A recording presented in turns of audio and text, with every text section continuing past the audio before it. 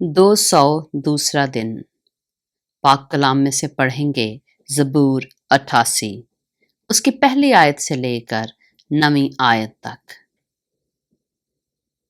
اے خداوند میرے نجات دینے والے خدا، میں نے رات دن تیرے حضور فریاد کی ہے، میری دعا تیرے حضور پہنچے، میری فریاد پر کان لگا، کیونکہ میرا دل دکھوں سے بھرا ہے اور میری جان پاتال کے نزدیک پہنچ گئی ہے۔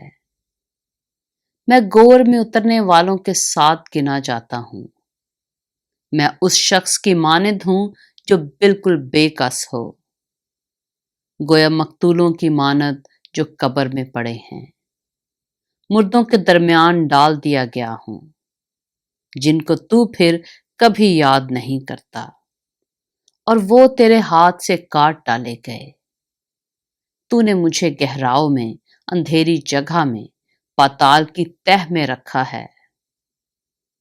مجھ پر تیرا قہر بھاری ہے، تو نے اپنی سب موجوں سے مجھے دکھ دیا ہے، تو نے میرے جان پہچانوں کو مجھ سے دور کر دیا، تو نے مجھے ان کے نزدیک گھنونا بنا دیا۔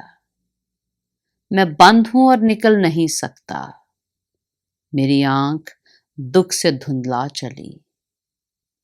پاک کلام کے پڑھے اور سنے جانے پر خداوند کی برکت ہو۔